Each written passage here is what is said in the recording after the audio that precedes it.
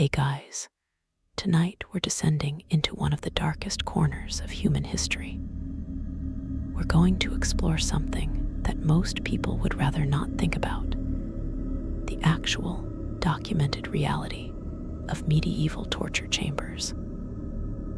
Not the Hollywood version, not the sanitized museum displays, but the real places where human beings inflicted unimaginable pain on other human beings, often in the name of justice, religion, or simply power. So before we begin this unsettling journey into the depths of medieval cruelty, take a moment to like the video and subscribe, but only if you genuinely enjoy what we do here. And let me know in the comments where you're tuning in from and what time it is for you. It's always fascinating to see who's joining us from around the world, especially those of you settling in for the night.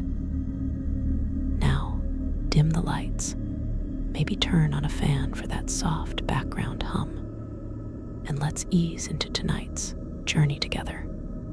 When we think of medieval torture, our minds often jump to iron maidens, racks, and dungeon cells lit by flickering torchlight. And while some of those images have basis in reality, the truth about medieval torture chambers is somehow both more mundane and more horrifying than popular culture suggests. These weren't theatrical spaces designed for dramatic effect.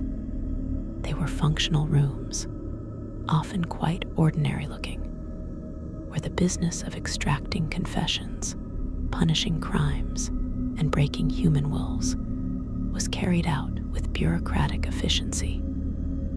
The real horror wasn't in elaborate contraptions or sadistic innovation. It was in the systematic, methodical nature of it all.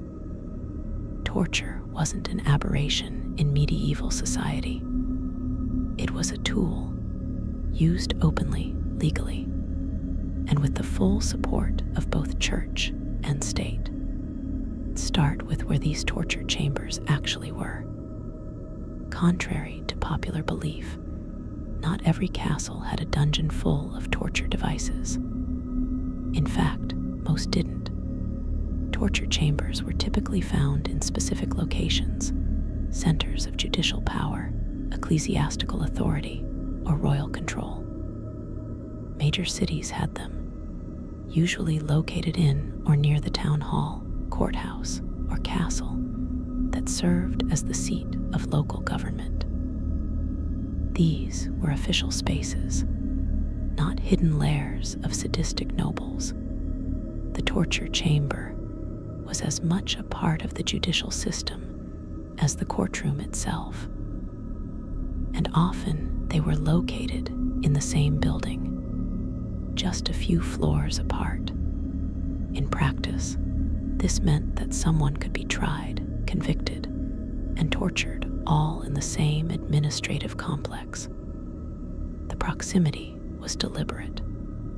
Torture wasn't seen as something shameful that needed to be hidden away.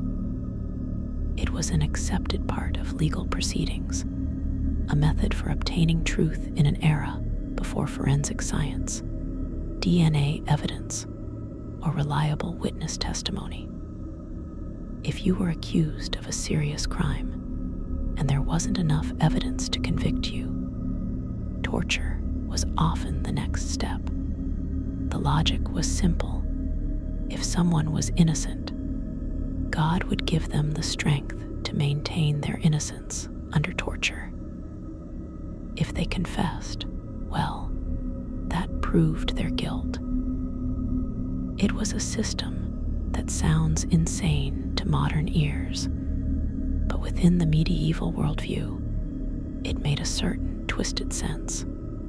The physical layout of a medieval torture chamber varied depending on location and purpose, but certain features were common.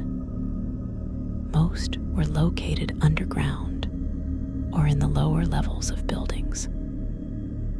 This wasn't just for dramatic effect, though the psychological impact of being taken down into darkness certainly wasn't lost on medieval authorities. The practical reasons were more important.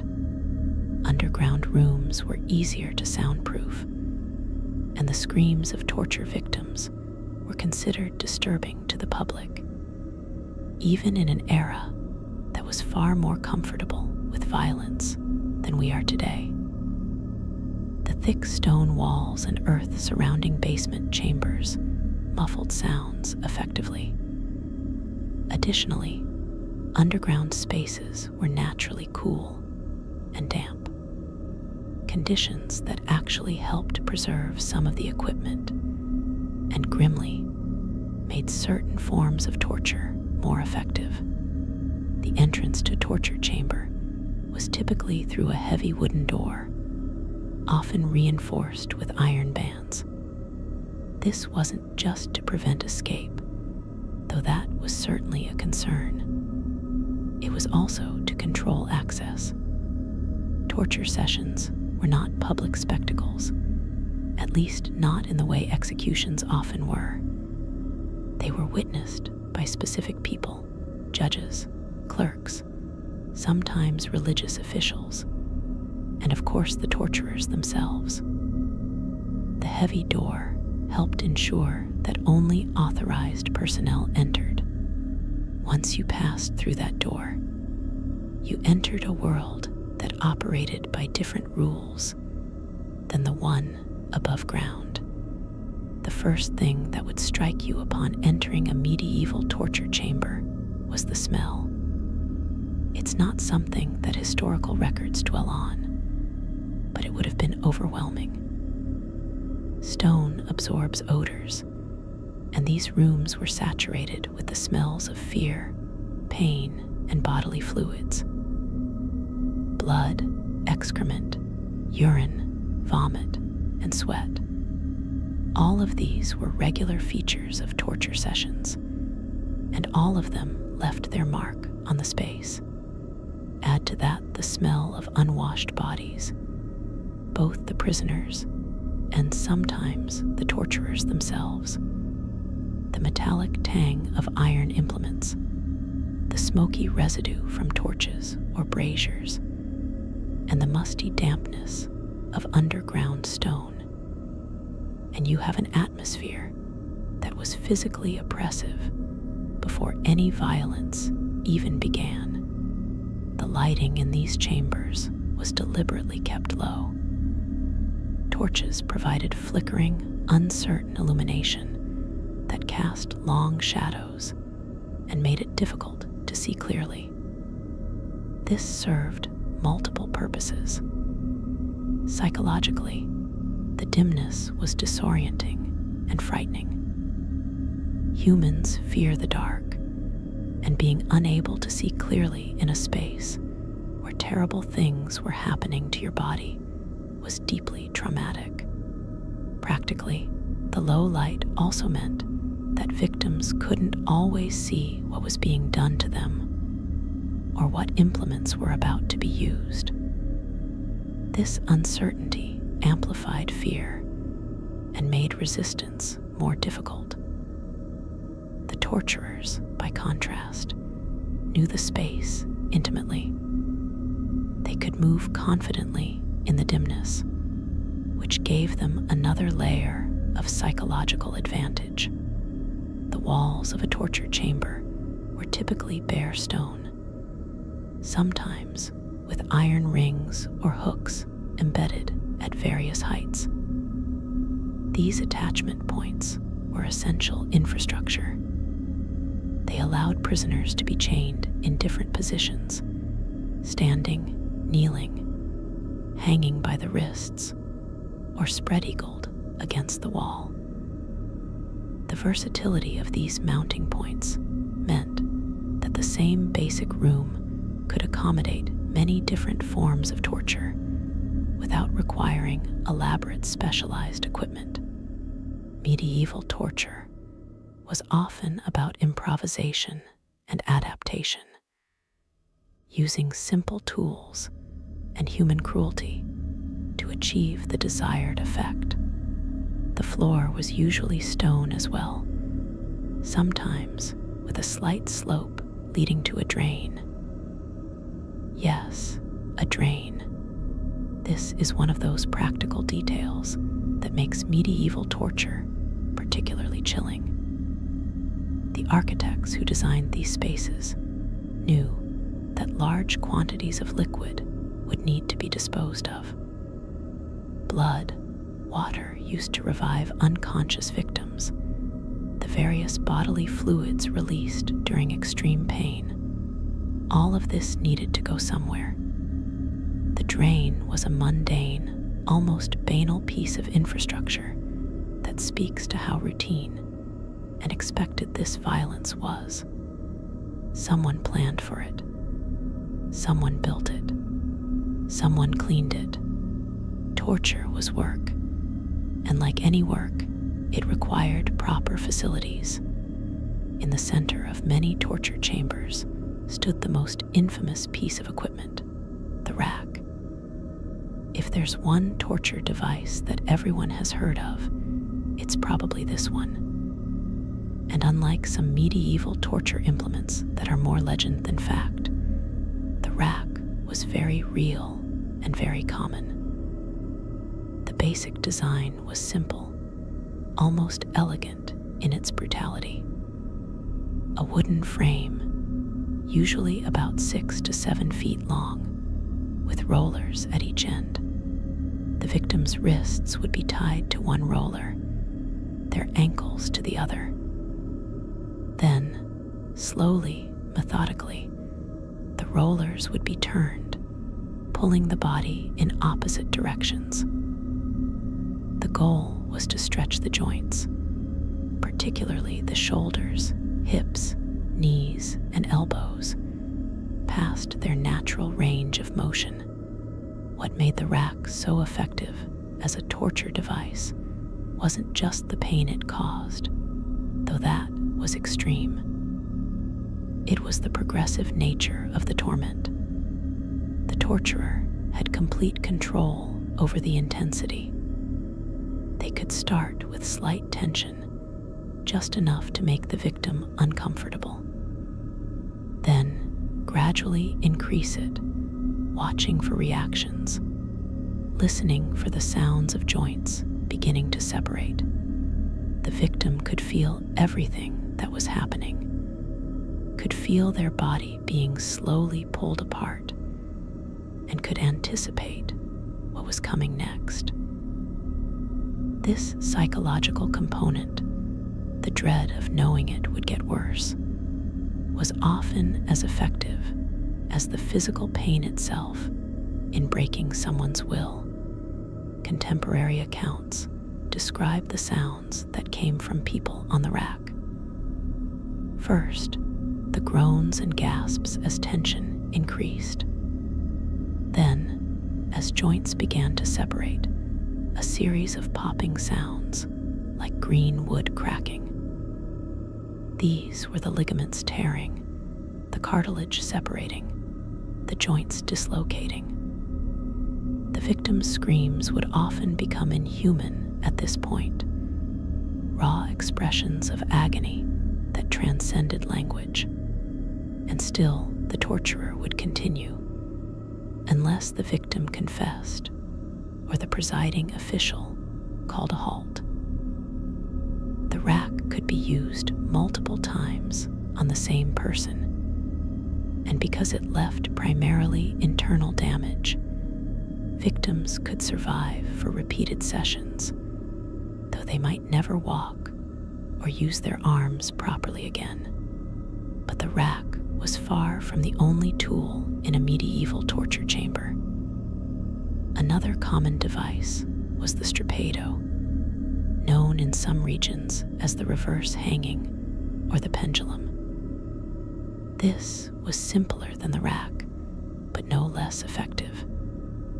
The victim's hands would be bound behind their back, then attached to a rope that ran through a pulley in the ceiling. The torturer would pull on the rope, hoisting the victim into the air by their bound wrists. All of the body's weight would hang from the shoulders, which were twisted backward in an unnatural position. The pain was immediate and intense. Shoulders aren't designed to support the body's weight from that angle, and the joints would begin to dislocate almost immediately. But the strappado had a refinement that made it even more cruel. Once the victim was hanging, the torturer could drop them suddenly, stopping the fall just before they hit the ground. This jerking motion would cause additional damage to already dislocated shoulders, often tearing muscles and ligaments completely. The victim would hear and feel their body breaking with each drop. Some accounts mention weights being attached to the victim's feet to increase the strain. The strappado required less equipment than the rack, just a rope and a ceiling beam with a pulley, which meant it could be used in spaces that weren't specifically designed as torture chambers. Its portability made it popular with traveling inquisitors. Fire was another fundamental tool of medieval torture, used in various ingenious and horrific ways. The most straightforward application was simply holding parts of the body near flame until the pain became unbearable. Feet were common targets, held close to braziers full of hot coals until the skin began to blister and char.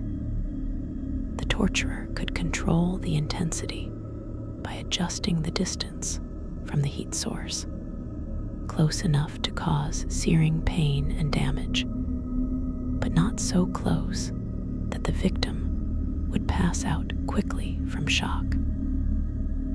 The goal was always to maintain consciousness and maximize suffering, while still being able to extract information. More elaborate uses of fire included heated metal implements. Pokers, brands, and specially shaped irons would be heated until they glowed red or white, then applied to sensitive areas of the body. The sizzle of burning flesh, the smell of cooked meat, the smoke rising from the wound, all of this was designed to break the victim's will. Burns are uniquely agonizing because they destroy nerve endings at the surface while leaving deeper nerves intact to continue sending pain signals. A burn victim experiences both immediate, searing pain and ongoing, throbbing agony that persists long after the burning has stopped. Medieval torturers understood this, even if they didn't have modern vocabulary to describe it. Water torture was another category that took many forms. One common method was forced ingestion of massive amounts of water. The victim would be held down, their mouth forced open, and water poured down their throat continuously. The body's natural gag reflex would be triggered, making it difficult to breathe, inducing panic and the sensation of drowning. If enough water was forced in, the stomach would distend painfully, and in extreme cases could rupture. The torturer could stop at any point, allow the victim to vomit up some of the water, and then begin again. It was a method that left few external marks, but caused extreme distress and could be repeated many times. Another water-based torture involved exposure to cold. In winter, or in northern regions where cold water was readily available, victims might be stripped and drenched repeatedly, then left in cold chambers. The combination of wet skin and cold air would rapidly lower body temperature, causing violent shivering, pain in the extremities, and eventually hypothermia.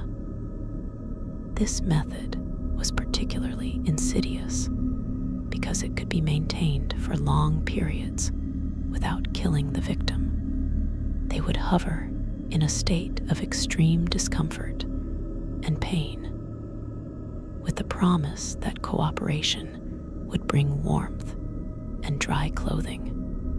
The psychological pressure of knowing that relief was possible, but dependent on giving the torturer what they wanted, was often more effective than the physical suffering itself. Crushing was another fundamental category of medieval torture. The most famous example is probably the thumbscrew, a device so simple a child could understand it, and so effective that it remained in use in some places into the 19th century. The basic design was a vise that closed around the thumb or finger, gradually increasing pressure until the bone cracked. The pain of having small bones slowly crushed was excruciating, and the screams it produced were said to be particularly piercing. But beyond the immediate agony, thumbscrews had a practical advantage from the torturer's perspective. They were small, portable, and could be used while the victim remained otherwise unrestrained. This made them ideal for quick interrogations or for use in conjunction with other methods.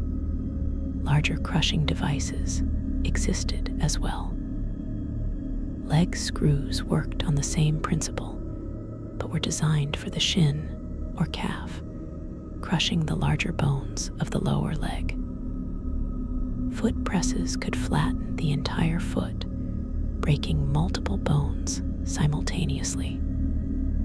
And then there was the head crusher, a particularly nightmarish device that slowly compressed the skull between a metal cap and a chin rest. As pressure increased, teeth would shatter first, then the jaw would crack, and eventually, if the torturer continued, the skull itself would begin to fracture. Few people were actually killed by head crushers. The threat and the initial application were usually enough to obtain a confession. But the device's very existence speaks to the extremes medieval torture could reach. Cutting and piercing implements were also common in torture chambers. These weren't sophisticated surgical tools. They were crude knives, hooks, and points designed to cause maximum damage and pain with minimal skill required. Flesh could be cut or torn, creating wounds that were agonizing, but not immediately fatal. The torturer could work slowly, removing small pieces of skin or muscle, all while demanding answers to questions. The victim would watch their own body being dismembered bit by bit, never knowing how far it would go or when it would stop. This gradual escalation was a key principle of medieval torture.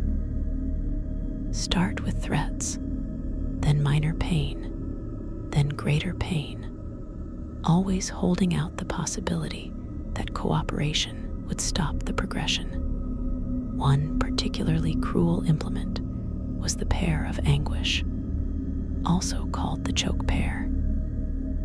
This was a metal device, roughly pear-shaped, that could be inserted into bodily orifices, the mouth, rectum, or vagina.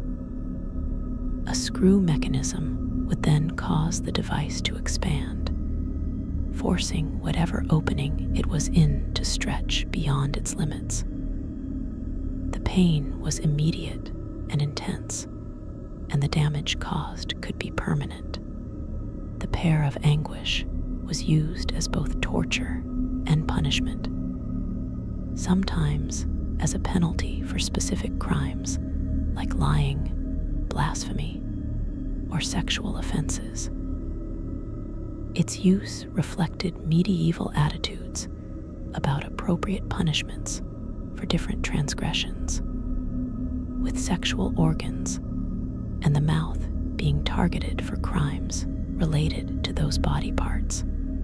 The people who operated these torture chambers, the torturers themselves, were a distinct professional class in medieval society. This is worth emphasizing because it contradicts the popular image of torture being carried out by sadistic nobles or random soldiers. In reality, torture was a job, and like any skilled trade, it required training, knowledge, and a certain temperament. Torturers needed to know human anatomy well enough to cause maximum pain without accidentally killing their subjects too quickly. They needed to recognize signs that a victim was close to death and know how to pull back, allowing recovery before continuing. They needed psychological insight to understand when someone was genuinely broken versus when they were just temporarily overwhelmed by pain. These were not unskilled positions. A good torturer was valuable to the authorities that employed him. The job was usually hereditary, passed from father to son, with techniques and knowledge taught through apprenticeship. In some regions, torturers were also the executioners, making them responsible for the entire spectrum of judicial violence, from extracting confessions through torture to carrying out death sentences. This dual role meant they were simultaneously essential and stigmatized. People needed them, relied on them, but also feared and shunned them. Torturers and their families often lived in isolated areas, separate from the communities they served, and were sometimes required to wear distinctive clothing to identify themselves in public. The payment for torture work varied. Sometimes torturers received a salary from the city or region they served. Other times they were paid per session or per conviction. This created a perverse incentive structure where torturers benefited from extracting confessions, regardless of whether those confessions were true. Records exist of torturers billing municipalities for their services, itemizing the tools used and the time spent. These mundane financial documents sit uneasily alongside the human suffering they represent. Someone tallied up the costs of breaking another person's body, submitted an invoice, and received payment. It was business, cold and matter of fact, but not all torturers were professionals. In some contexts, particularly during periods of religious persecution or political upheaval, torture might be carried out by zealots, soldiers, or local authorities with minimal training. These improvised sessions were often more chaotic and more deadly than professional torture. Without the skill to gauge limits or the knowledge to keep victims alive, amateur torturers often killed their subjects before obtaining useful information. This was seen as wasteful by authorities, which is its own kind of horrifying calculation. The goal was confession and information, and a dead prisoner couldn't provide either. Professional torturers were valued precisely because they could inflict tremendous suffering while keeping their victims alive and conscious. The presence of witnesses during torture sessions was another important aspect of how these chambers operated. Torture wasn't supposed to be arbitrary or capricious. It was supposed to be legal, conducted according to specific rules and procedures. This meant that official witnesses needed to be present. A judge or magistrate would typically oversee the session, asking questions and deciding when to intensify or pause the torture. A clerk would be present to record everything that was said, particularly any confessions or admissions. Sometimes religious officials would attend, especially in cases of heresy or witchcraft, to ensure that the proceedings aligned with church doctrine.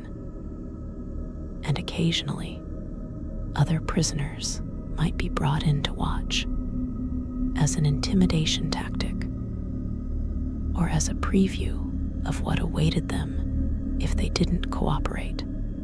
This bureaucratic framework around torture is deeply unsettling. These weren't random acts of violence.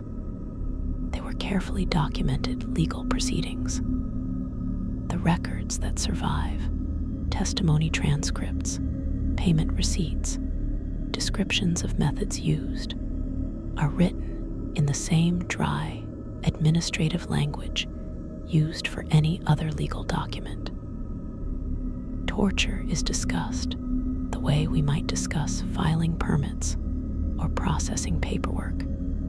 This normalization, the treatment of extreme violence as routine procedure, reveals something disturbing about how societies can rationalize and systematize cruelty when it's framed as necessary for maintaining order or discovering truth. The questions asked during torture were often leading and specific. The torturer and the presiding officials would have a clear idea of what they wanted to hear. In witchcraft trials, for example, victims would be asked whether they had made a pact with the devil, who else was involved in their coven, what malevolent spells they had cast. The answers to these questions were predetermined. The officials knew what a confession should sound like, and they would continue torturing until they got the version they expected. This meant that torture wasn't really about discovering truth. It was about confirming existing suspicions and obtaining confessions that would justify verdicts that had often already been decided. Innocent people, confronted with unbearable pain and no hope of relief except through confession, would often simply tell their torturers what they wanted to hear. They would confess to crimes they hadn't committed, implicate people they'd never met, describe events that never happened. Anything to make the pain stop. And once the confession was extracted, it would be written down, signed, or marked by the victim, and used as evidence in court. The fact that it had been obtained through torture didn't invalidate it in medieval legal thinking. On the contrary, the suffering undergone to extract the confession was seen as proof of its truth. Someone who confessed under torture must be genuinely guilty, or so the logic went, because an innocent person would endure anything rather than falsely confess. This reveals one of the darkest truths about medieval torture chambers. They weren't designed to find truth. They were designed to produce confessions, and they were terrifyingly effective at that task. The entire system was built on a logical fallacy, the assumption that pain would force truth to the surface. In reality, pain forced people to say whatever would make the pain stop. But medieval legal systems, both secular and ecclesiastical, were deeply invested in this method. It gave them a tool for dealing with crimes that were otherwise difficult to prove. It allowed them to process cases quickly and definitively, and it reinforced their power by demonstrating what happened to those who refused to cooperate with authority. The psychological torture that accompanied physical torture was equally important to how these chambers operated. Before the physical pain even began, victims would be brought into the chamber and shown the instruments that might be used on them. This wasn't gratuitous. It was strategic. Fear of pain is often worse than pain itself, at least initially. By forcing victims to look at the rack, the strappado, the heated irons, and by explaining in detail what each device did and how it would feel, torturers could often break people without ever touching them. Some confessed immediately upon seeing the tools. Others held out longer, but the anticipation weakened their resistance, making them easier to break when physical torture actually began. The lighting and atmosphere of the chamber played into this psychological warfare. The flickering shadows made everything seem more threatening. The smell, that overwhelming mixture of fear and decay, triggered primitive survival instincts that overrode rational thought. The sounds were carefully managed too. Sometimes torture chambers were deliberately located near where other prisoners were held, so that screams from current sessions could be heard by those waiting their turn. This wasn't accidental. It was calculated to maximize terror. If you were in a cell and could hear someone else being tortured, you would spend hours or days imagining yourself in their place, your resistance eroding with every scream you heard. Isolation was another psychological tool. Before torture began, accused individuals would often be held in solitary confinement for days or weeks.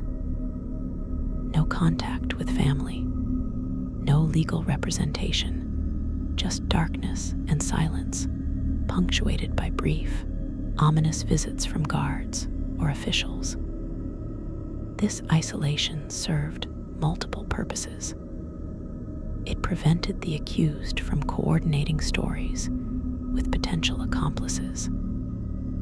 It cut them off from any emotional support that might strengthen their resolve, and it made them desperate for any human interaction, even the horrifying prospect of the torture session itself.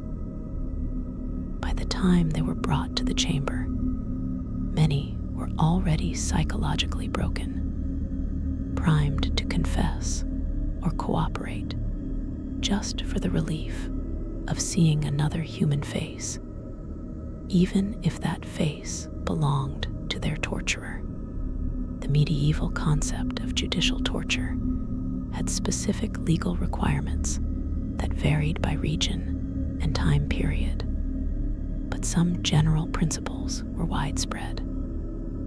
Torture was supposed to be used only when there was already significant evidence of guilt, what was called half-proof.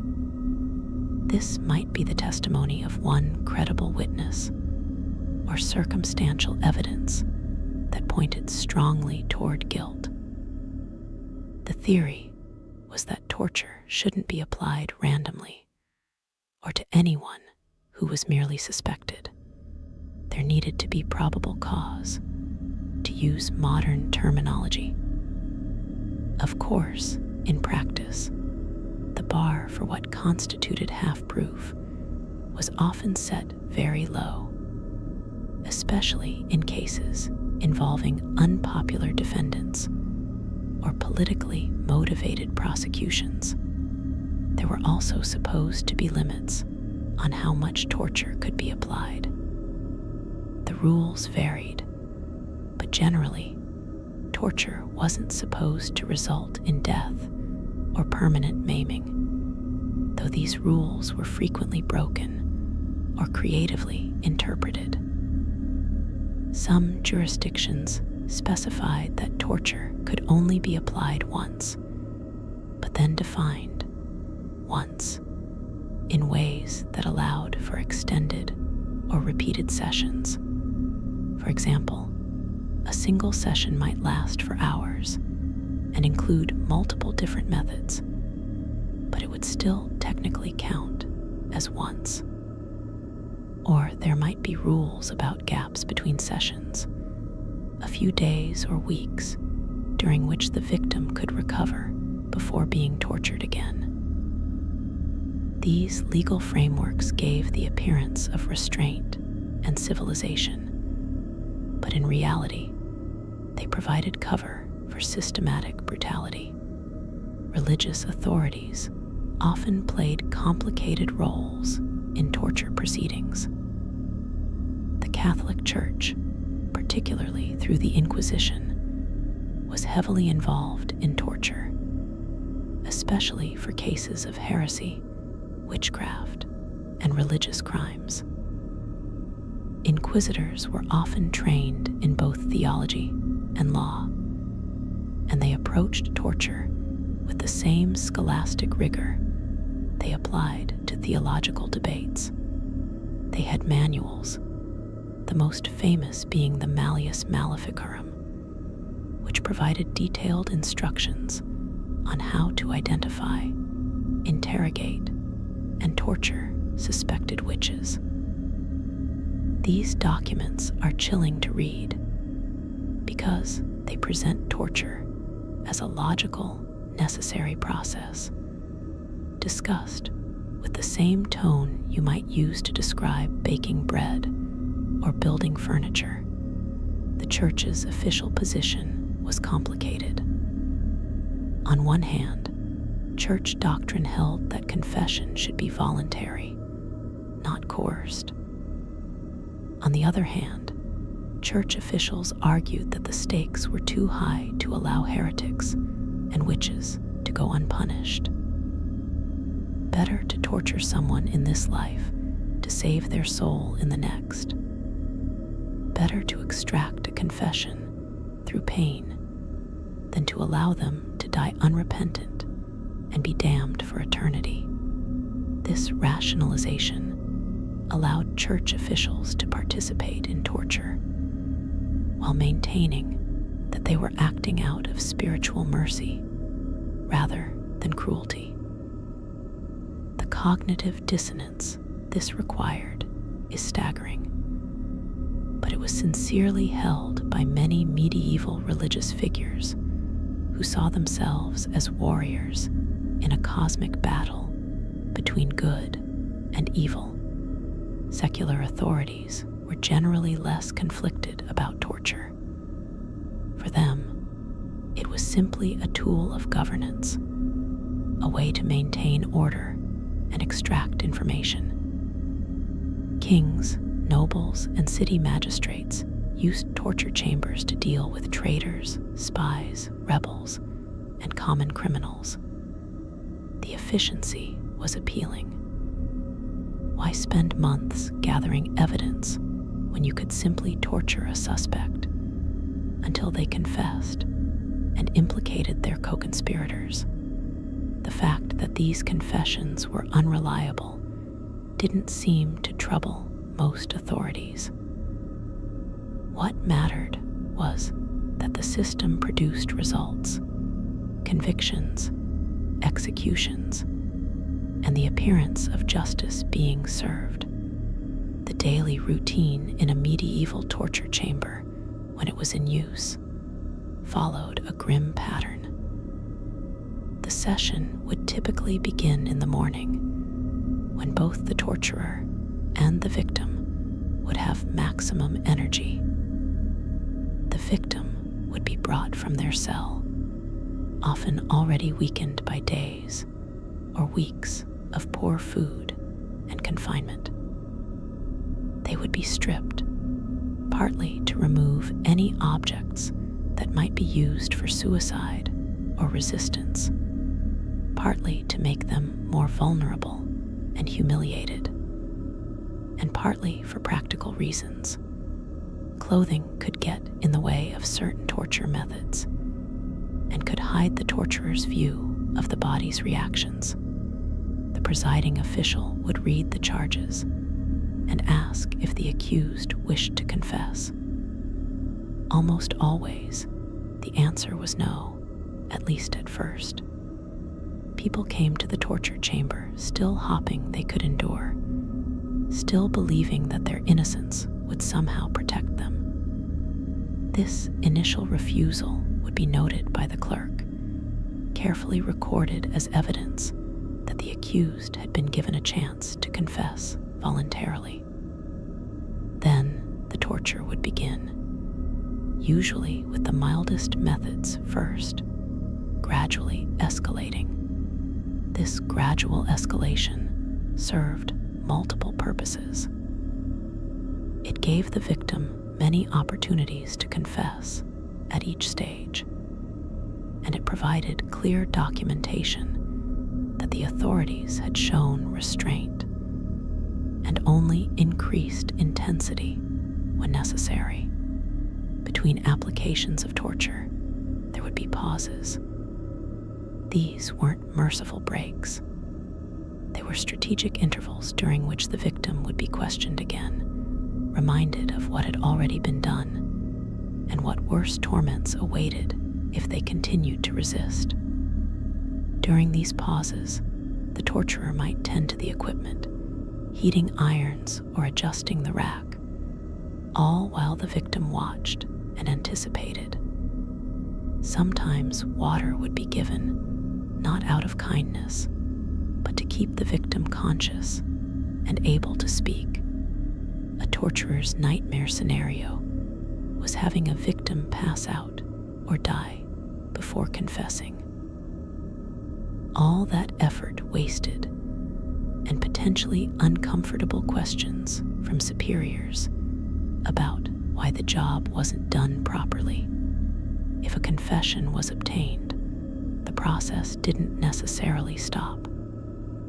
The confessor would be pressed for details, names of accomplices, descriptions of crimes, anything that could be used to expand the investigation.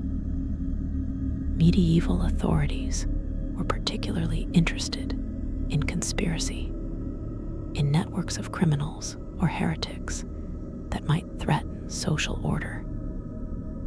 So a single arrest could lead to dozens more if the victim could be made to name others.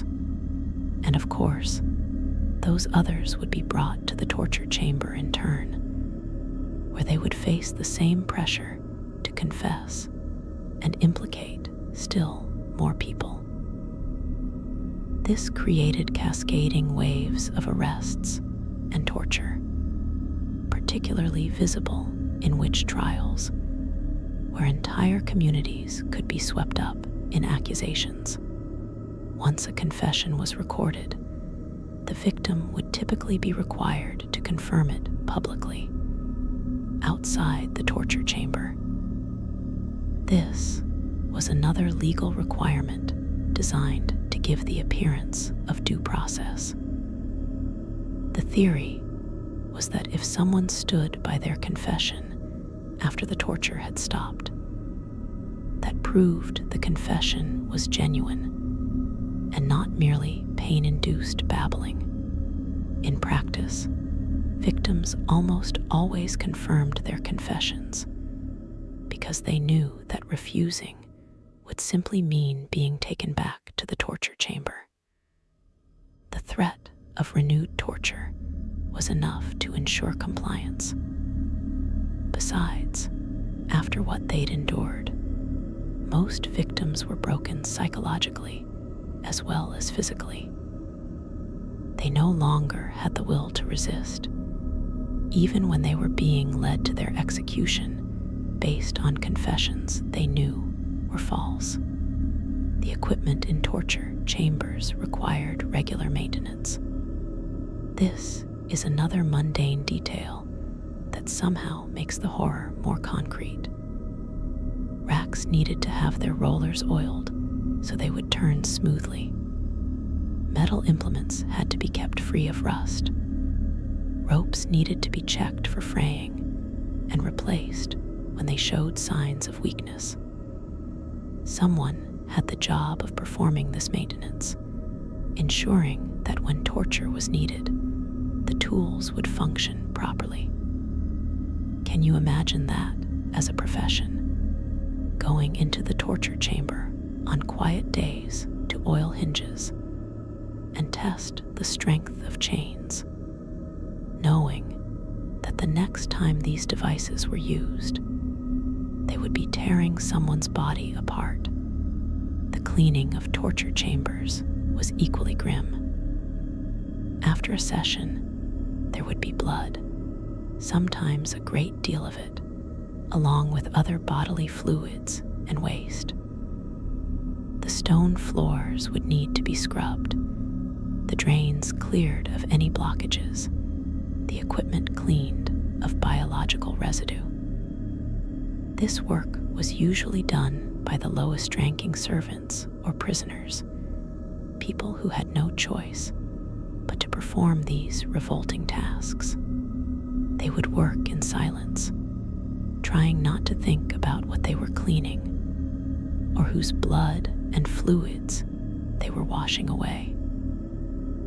Some torture chambers had wells or water sources nearby, specifically to facilitate cleaning.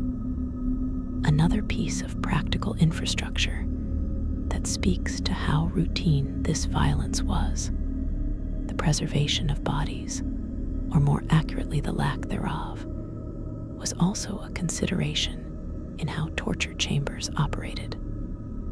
Torturers needed to know how to keep people alive through procedures that should have killed them. Blood loss was a major concern. If someone was being cut or pierced, the torturer needed to avoid major arteries and know how to stop bleeding when necessary. Cauterization with hot irons could seal wounds, though this was itself incredibly painful. Knowledge of tourniquets and pressure points was essential. The goal was always to maintain consciousness and the ability to speak for as long as possible. A victim who bled out or went into shock before confessing represented a failure of technique. Similarly, torturers needed to recognize the signs of cardiac arrest or respiratory failure. If someone's heart stopped or they stopped breathing, the torturer needed to know how to revive them, at least sometimes. Records mention victims being revived multiple times during torture sessions, brought back from the edge of death so that the questioning could continue. This required a certain amount of medical knowledge, though it was medical knowledge put to the worst possible use. The same understanding of human physiology that could save lives was being used to prolong suffering and extract confessions. The psychological impact of working in torture chambers, whether as a torturer, a clerk, a guard, or a witness, must have been profound. We have limited historical accounts of how these people processed what they were part of, but we can make educated guesses. Some surely became desensitized viewing it as just a job, no more emotionally significant than any other form of labor. The routine nature of the work, the bureaucratic procedures, the professional terminology, all of this would have helped create emotional distance. You weren't destroying a human being. You were processing a case, following procedures, doing what the law required. Others likely suffered from what we would now recognize as trauma. Nightmares, intrusive memories, emotional numbing, all the symptoms of post-traumatic stress. But in medieval society, there was no vocabulary for these experiences and no support for people dealing with them. If you had been assigned to witness or assist in torture, that was your duty. If it bothered you, that was a personal weakness, possibly even a spiritual failing. The strong and the righteous were supposed to be able to do what was necessary without being troubled by it.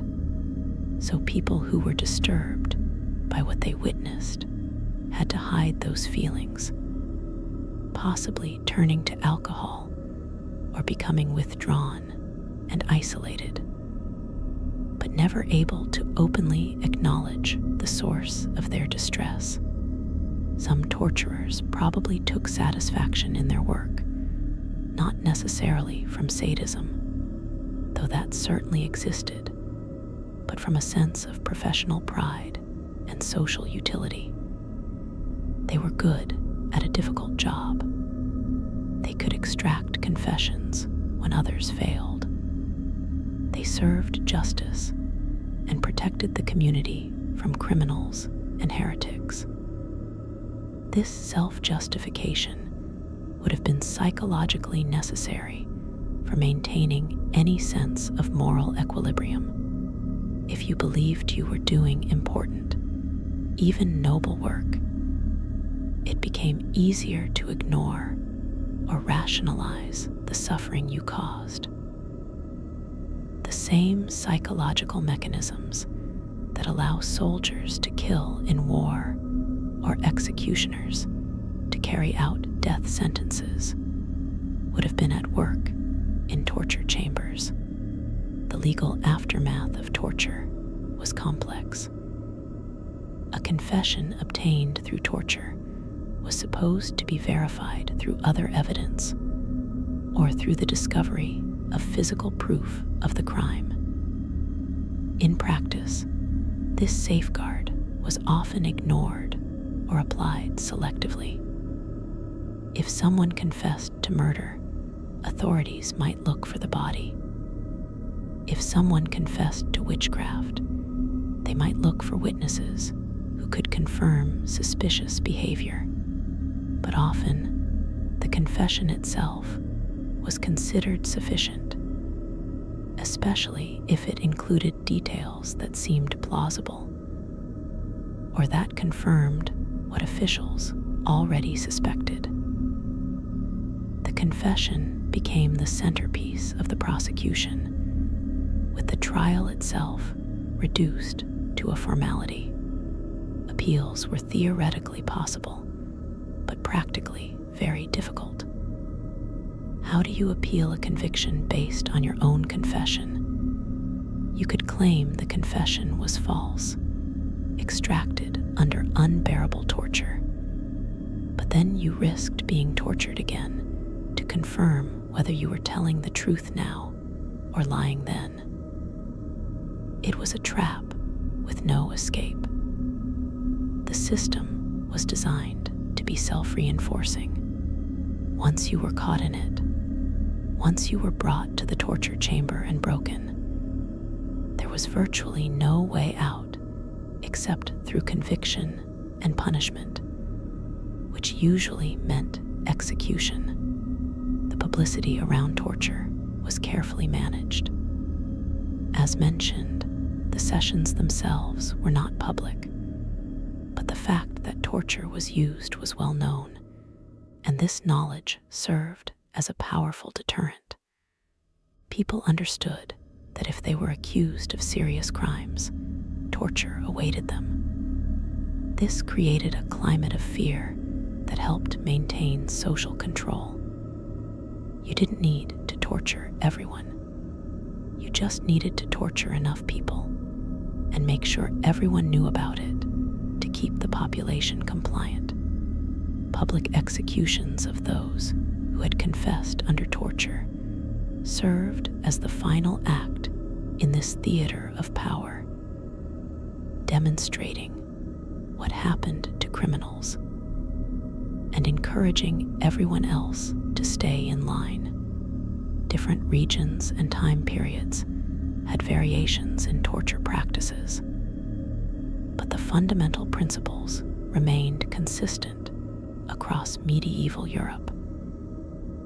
In Spain, the Inquisition developed particularly sophisticated torture methods, documented in detail in their archives. In Germanic regions, torture was integrated into the legal code with specific procedures and limitations. In England, torture was less officially sanctioned in common law courts, but was used extensively in political cases, particularly in the Tower of London. In France, torture was a standard part of criminal proceedings until the late 18th century. Despite regional differences, the basic infrastructure of torture chambers, the equipment, the procedures, the legal justifications, was remarkably similar across the medieval Christian world. Islamic regions during the same period also used torture, though with different legal frameworks and sometimes different methods. The Sharia legal tradition had specific rules about when and how torture could be applied, rules that were sometimes more restrictive than Christian practice and sometimes less so, depending on the interpretation and the circumstances. Jewish communities in medieval Europe, when they had legal autonomy, generally rejected torture in religious courts, though Jewish individuals could certainly be subjected to torture by Christian or Islamic authorities in whose territories they lived. The point is that torture was not unique to any one culture or religion. It was a widespread practice, justified by various legal and theological systems. The transition away from judicial torture was gradual and uneven. Enlightenment philosophers in the 17th and 18th centuries began to question whether torture actually produced reliable confessions and whether it was morally acceptable regardless of its utility. Writers like Cesare Beccaria argued forcefully that torture was both ineffective and barbaric. Gradually, European states began to abolish or restrict torture, though the practice persisted in some places well into the 19th century. The last official use of judicial torture in Europe is generally dated to the early 1800s, though extrajudicial torture, torture used outside legal frameworks by police or military, continued and continues to this day. But we're getting ahead of ourselves. We're talking about the medieval period, when torture was not only legal, but considered necessary, when torture chambers were as much a part of the justice system as courtrooms, when the screams of the tortured were a familiar sound in cities with active legal systems. The physical spaces where this happened, those underground rooms with their implements of pain and their bureaucratic procedures, represent one of the darkest aspects of medieval civilization. They weren't aberrations. They were institutions supported by law, sanctioned by religion, and accepted by society as a whole. One particular aspect of medieval torture that deserves attention is the treatment of women. While men were certainly tortured, women faced additional methods specifically designed to target their bodies and to exploit medieval attitudes about female sexuality and morality. Accusations of witchcraft fell disproportionately on women, and the torture used in witch trials often had sexual dimensions. Women accused of witchcraft might be stripped and searched for devil's marks, birthmarks, or scars that supposedly proved they had made a pact with Satan. This search itself was a form of assault conducted by strangers while the woman was restrained and helpless. The torture methods used on women accused of witchcraft sometimes included devices like the breast ripper, an implement designed to tear apart breast tissue, or forced confession of sexual acts with demons. The sexual obsessions of the primarily male inquisitors colored their questioning and their torture methods. Women might be asked detailed questions about intercourse with the devil, about participating in sexual orgies during witches' Sabbaths, about using their sexuality to corrupt righteous men. And when torture was applied, it often focused on breasts, genitals, and other sexualized areas of the body. This added a layer of humiliation and violation beyond the physical pain. Pregnant women presented a particular dilemma for medieval torturers and authorities. On one hand, there were sometimes rules against torturing pregnant women, based on the idea that the unborn child was innocent and shouldn't suffer for its mother's crimes. On the other hand, pregnancy didn't necessarily protect women from torture, especially in cases considered particularly serious, like heresy or witchcraft. Some torture methods were considered acceptable for pregnant women because they supposedly didn't risk the pregnancy, though in reality, the stress and trauma of any torture certainly affected both mother and fetus. And in some cases, authorities simply waited until after a child was born to resume torture, the pregnancy buying only a temporary reprieve. Children were also tortured in medieval justice systems, though generally the age at which a child could be held criminally responsible varied by region and circumstance. Children as young as 7 or 8 could theoretically be tortured in some jurisdictions, though in practice, this was relatively rare for very young children. Teenagers, however, were routinely treated as adults for purposes of torture and punishment. A 14-year-old accused of theft or heresy might face the same torture chamber as a grown adult. The assumption was that by adolescence, a person had sufficient moral and intellectual development to be fully responsible for their actions, and therefore subject to full punishment. Part 3. How medieval torture chambers actually operated. The torture of children raises questions about how medieval people understood childhood itself.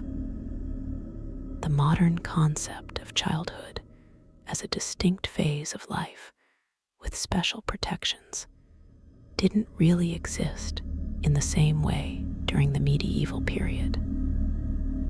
Children were seen as small adults, capable of sin and crime, and therefore subject to punishment. The fact that torture chambers could house children alongside adults, that the same instruments could be scaled down or applied with slightly less force to accommodate smaller bodies, reveals a worldview fundamentally different from our own. When we look at records of children being tortured, it's tempting to see medieval people as monsters. But they saw themselves as administering justice, protecting society, and saving souls, even when those souls inhabited the bodies of children. The economics of torture, the financial systems that supported these chambers, and the people who worked in them provide another angle for understanding how normalized this violence was. Torture wasn't free.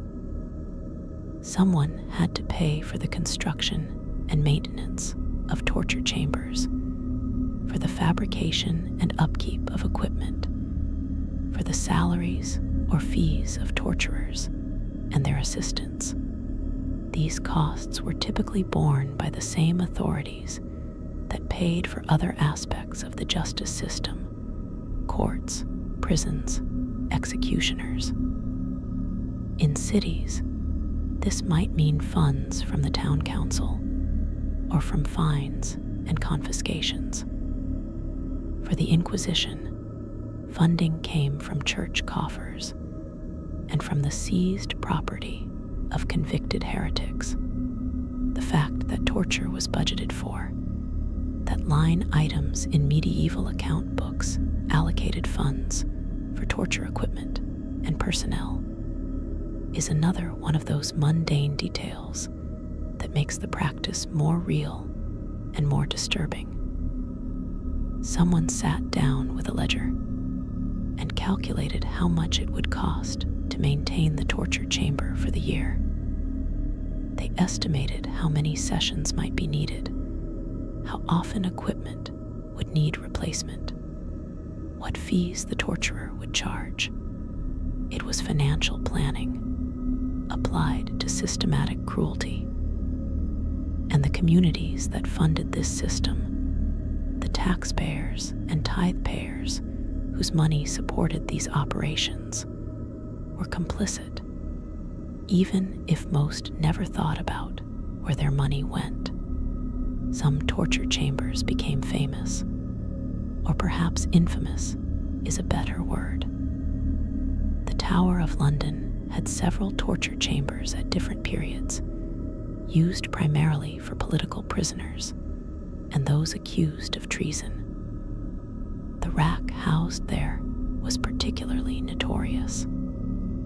The Spanish Inquisition's torture chambers in Toledo, Seville, and other major cities were known throughout Europe as places where heretics were broken and converted or executed. The Doge's Palace in Venice had prison cells and torture chambers that exist to this day, preserved as historical sites where tourists can now stand in spaces where people once suffered unimaginable agony.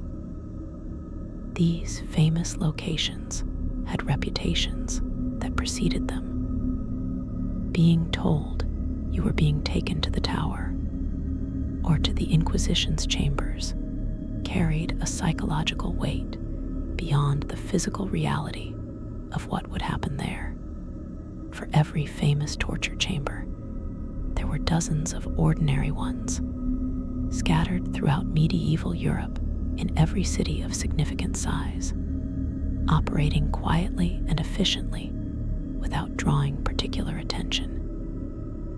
These were the workhorses of the torture system, the unglamorous local facilities where everyday criminals, accused witches, suspected heretics, and common prisoners were processed. No famous prisoners, no historical significance, just routine brutality in service of routine justice. These chambers have mostly been forgotten, the buildings repurposed or demolished, the records lost or destroyed. But they were arguably more representative of how medieval torture actually functioned than the famous examples we remember. The training of torturers, how they learned their craft, is something we know relatively little about, because much of it was passed down through oral tradition and hands-on apprenticeship rather than written manuals. A young man, often the son of an existing torturer, would start by assisting in the torture chamber. He would learn by watching, by preparing equipment, by performing minor tasks under supervision. Gradually, he would take on more responsibility, learning to read a victim's body language, to gauge how much pain someone could endure, to vary techniques based on the situation.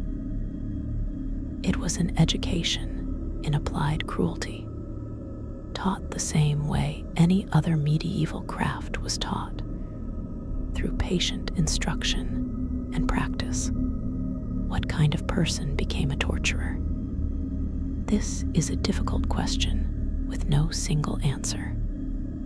Some were probably drawn to the work by the steady pay and job security. In a world where employment was often uncertain, being a torturer meant having a necessary skill that ensured regular work. Others may have been forced into it by family tradition, born into torturer families, and having little choice about their occupation. Some might have had genuine belief in the justice of what they were doing, seeing themselves as instruments of divine or legal authority.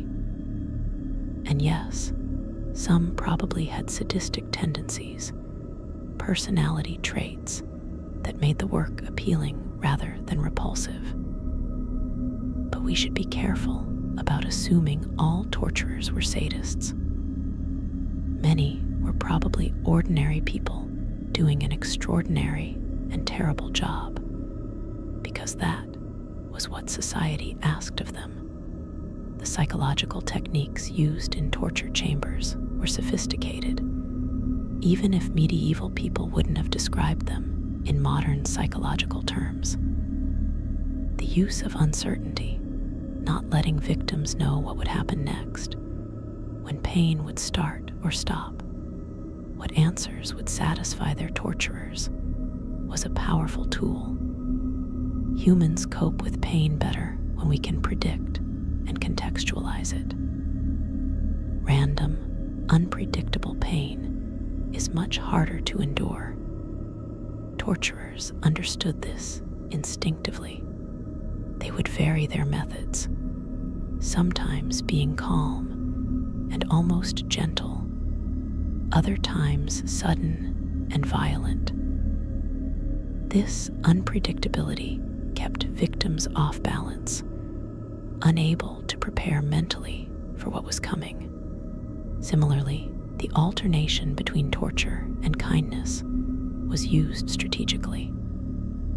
After a particularly brutal session, a torturer might speak gently to the victim, offer them water, express regret that this was necessary, suggest that cooperation would end the suffering. This false kindness, sometimes called the good torturer approach, could be more effective than pure cruelty in breaking someone's resistance. The victim, desperate for any positive human interaction, might begin to see the torturer as a potential ally rather than an enemy, and become more willing to cooperate. This manipulation of basic human needs for connection and mercy was deeply cynical and deeply effective. The religious dimension of medieval torture deserves more exploration. For the Church, torture wasn't just about extracting confessions. It was about saving souls. The logic went like this: heresy and sin put your immortal soul in danger of eternal damnation. If torture could force you to confess your sins, repent, and return to the true faith, then that temporary earthly suffering was a small price to pay for eternal salvation. From this perspective, the torturer was actually being merciful, cruel to be kind, inflicting finite pain to prevent infinite suffering in hell. This theological framework allowed religious authorities to torture in good conscience, believing they were doing God's work. This created some bizarre contradictions. Inquisitors would torture suspected heretics brutally, sometimes over extended periods, but they would also pray for their victims, genuinely hoping that the pain would lead to spiritual breakthrough and redemption. After extracting a confession and securing a conviction, they might spend hours with the condemned person, urging them to die in a state of grace, to accept their punishment as just, to ask God's forgiveness. In their minds, they were shepherds tending their flock, and sometimes that tending required the rod as well as the staff. The suffering they caused wasn't contradictory to their spiritual mission. It was integral to it. The documentation produced by medieval torture chambers, the written records that survive, provide a window into how these institutions operated. Torture was supposed to be recorded. Clerks would note when torture began and ended, what methods were used, what questions were asked, what answers were given. These records served multiple purposes. They provided legal documentation that proper procedures had been followed. They created a paper trail that could be referenced in appeals or reviews, and they served as institutional memory, helping authorities track patterns across multiple cases or identify networks of criminals or heretics. Reading these documents today is a surreal experience. They're written in the dry, bureaucratic language of legal proceedings, but they describe acts of extreme violence. The accused was placed on the rack and subjected to 3 turns of the wheel. Upon the 3rd turn, she confessed to consorting with the devil and named 2 accomplices. The matter-of-fact tone makes it seem almost mundane, just another day at the office. But behind each terse sentence was a human being in agony, bones separating, muscles tearing, voice hoarse from screaming. The contrast between the administrative language and the physical reality it describes is jarring and deeply disturbing. Some of these records include surprising details. We have records of torturers requesting payment for specific services, breaking down their fees by method and duration. We have inventories of torture equipment, listing items the way a merchant might list goods for sale. We have expense reports for the maintenance of torture chambers, noting costs for new rope, replacement parts for the rack, fuel for heating irons. All of this mundane bureaucracy surrounding acts of extreme cruelty creates a cognitive dissonance that's hard to resolve. How did people write these documents without feeling the weight of what they were describing? How did they go home to their families after a day spent recording screams and confessions? The physical spaces of torture chambers also sometimes contained religious imagery. Crucifixes on the walls, religious paintings, sometimes even small altars or shrines. This wasn't ironic or hypocritical from a medieval perspective. The presence of religious symbols was meant to remind everyone, torturers and victims alike, that this was happening in the sight of God, that divine justice was being served, that the suffering had spiritual significance. For victims, these religious images might have provided some comfort, a reminder that God witnessed their suffering, that their pain wasn't meaningless. For torturers, the same images reinforced that they were doing holy work, that their actions, however brutal, served a higher purpose. The transition between the torture chamber and the courtroom, or between the torture chamber and the execution ground, was carefully managed. As mentioned, confessions obtained under torture had to be confirmed when the victim was no longer being tortured. This confirmation typically happened in a courtroom or official chamber, away from the instruments of torture. The accused would be brought before judges, still often in chains, and asked to repeat their confession. The threat of being returned to the torture chamber hung over these proceedings like a sword. Everyone understood that refusing to confirm your confession meant going back to the place you just escaped. So the confirmation was almost always given, and the trial could proceed to sentencing. The public execution that often followed a torture-induced confession was the final act in this theater of power. The condemned person would be taken from prison to a public square or execution ground, often in a procession that drew large crowds. This spectacle served multiple purposes. It demonstrated that justice had been done, that the criminal or heretic had been caught and punished. It reinforced social and religious norms by showing what happened to transgressors, and it provided a form of entertainment in a society that had limited leisure activities.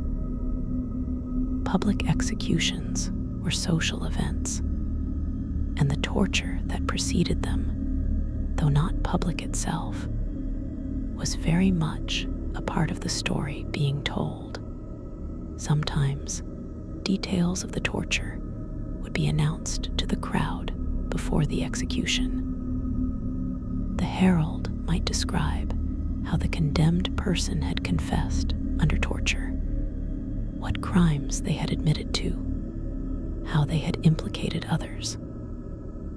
This served to justify the execution and to warn others about the consequences of crime or heresy. It also satisfied the crowd's morbid curiosity.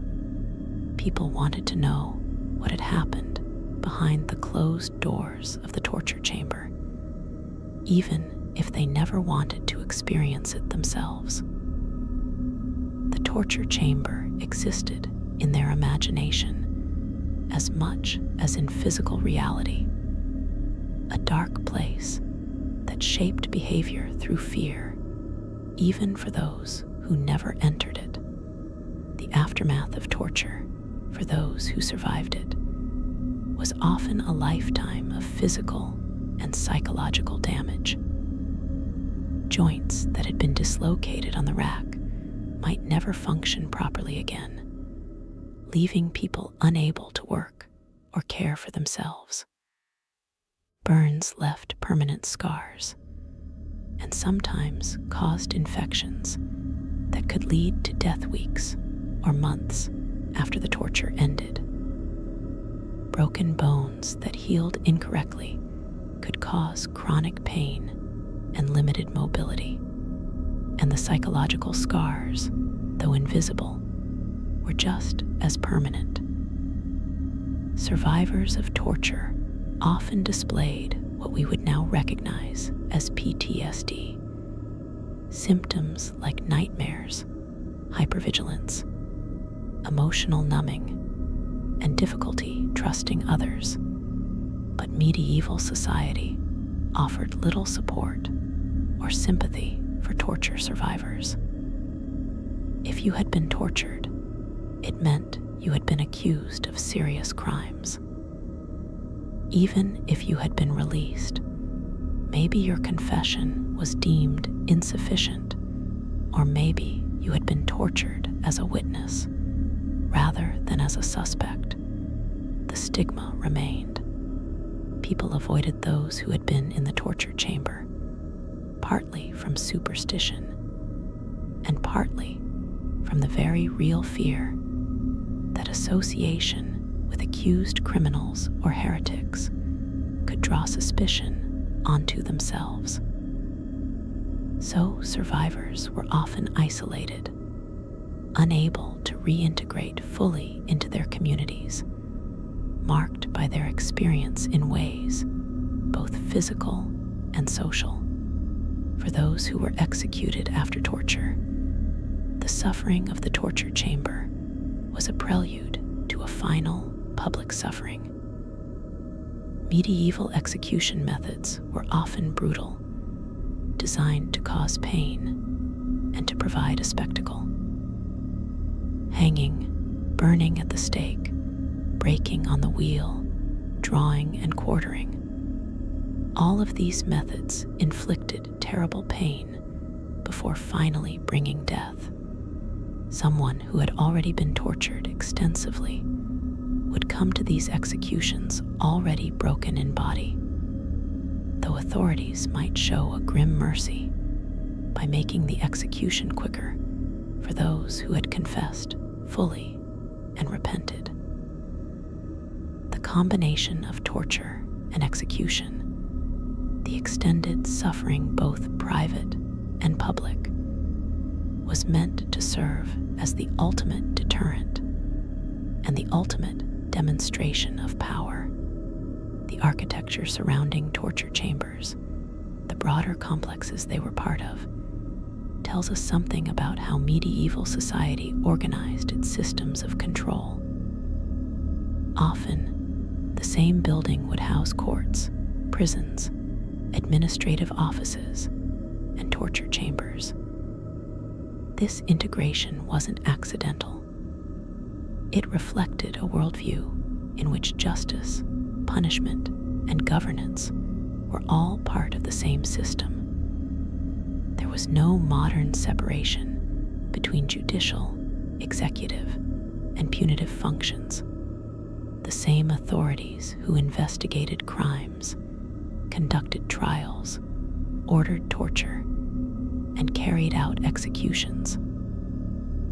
This concentration of power made the system efficient, but also made it prone to abuse, with few checks on authorities who wanted to use torture for political or personal purposes rather than for justice. The location of these complexes within cities was also significant.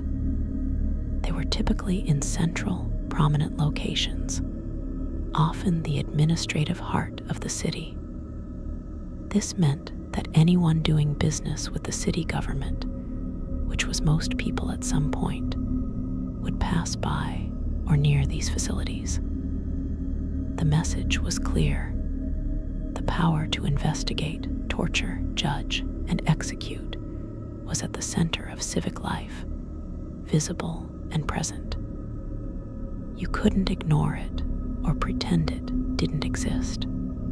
It was literally built into the landscape of medieval cities, a constant reminder of what could happen if you ran afoul of authority.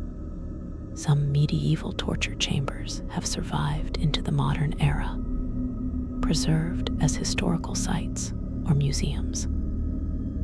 Visiting these spaces today is a strange experience. They're usually empty now, cleaned and sanitized, with explanatory plaques and tour guides who describe what happened there in carefully neutral language. The instruments of torture, when they're displayed, are roped off behind barriers, reduced to historical artifacts.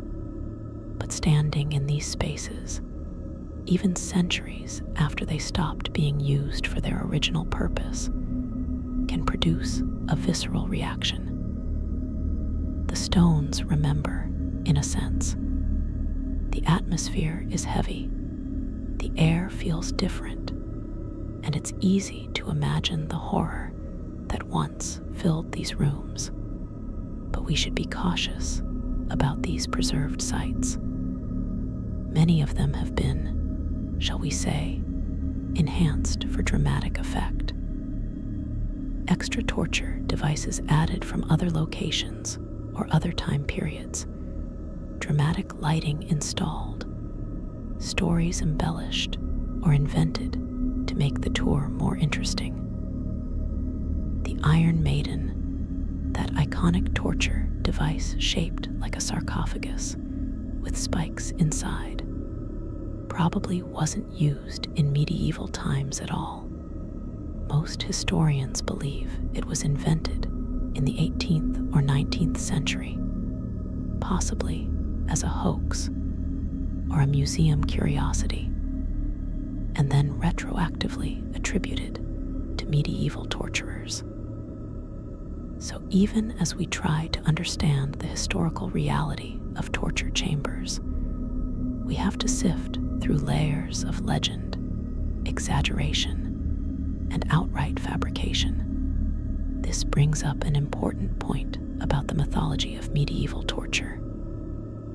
Popular culture, from horror movies to video games to theme park attractions, has created an image of medieval torture that's both more and less horrifying than reality. More horrifying in that it emphasizes exotic, elaborate devices and sadistic creativity. Less horrifying in that it often misses the systematic, bureaucratic, legally sanctioned nature of real medieval torture. The torture chamber of popular imagination is a place of random cruelty run by cackling villains. The real torture chamber was a place of organized cruelty run by ordinary people doing a job. And somehow, that's more disturbing. We also need to acknowledge that torture didn't end with the medieval period. While the specific practices and legal frameworks changed, torture has persisted throughout human history and continues in various forms today.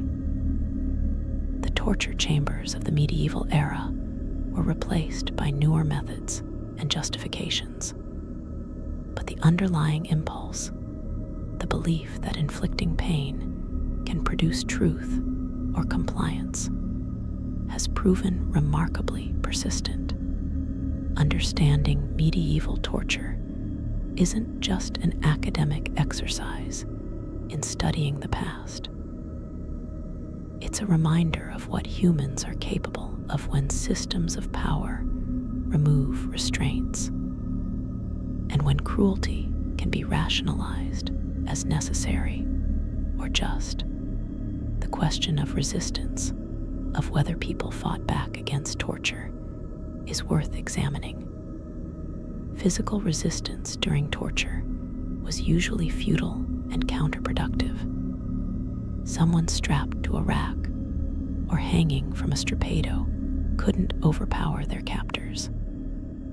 Attempting to fight usually just resulted in additional violence. But there were other forms of resistance. Some people managed to maintain their innocence throughout torture, refusing to confess no matter what was done to them. This required extraordinary willpower and often resulted in death, but it happened. These individuals became martyrs, remembered by their communities as people who wouldn't be broken. Others used a different strategy, giving false confessions that satisfied their torturers, but that could later be recanted, or that implicated people who were already dead or who didn't exist. This was a dangerous game. If the false confession was discovered, torture would be renewed and intensified. But some people managed to navigate this path, saying what was necessary to stop the pain while preserving some sense of themselves and their truth. It was survival, not heroism, but it was still a form of resistance against a system designed to completely break the individual will. There were also occasional cases of rescue or escape from torture chambers. Family members or allies might bribe guards, threaten officials, or in rare cases, actually attack the facility to free someone. These incidents were uncommon, and they often resulted in harsh punishment for everyone involved. But they happened. They represented acts of resistance, not by the torture victim, but by their community. Refusals to accept the judgment of authorities and willingness to risk everything to save someone from the torture chamber. These stories, when they appear in historical records, provide glimpses of solidarity and courage in a very dark time. The ethics of studying medieval torture, of examining these practices in detail, is something we should consider. Is there value in understanding how torture chambers operated, or is it just morbid curiosity? The answer, hopefully, is that there's genuine value. By understanding how torture became normalized in medieval society, how it was justified and systematized, we can better recognize and resist similar patterns in our own time. Torture happens when societies convince themselves that certain people don't deserve basic human dignity, that extreme means are justified by important ends, that those in power can be trusted to use violence responsibly. These rationalizations didn't end in the medieval period, and understanding their historical precedents can help us identify and challenge them today.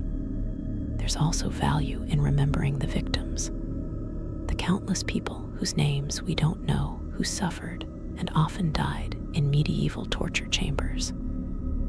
They weren't just abstractions or statistics. They were individuals, each with their own story, their own innocence or guilt, their own pain. Many were genuinely innocent, accused falsely, caught up in political or religious conflicts beyond their control. Others may have committed real crimes, but didn't deserve the torture they received. All of them deserve to be remembered as human beings who suffered, not just as case studies in historical cruelty. The cultural legacy of medieval torture extends far beyond the historical period itself.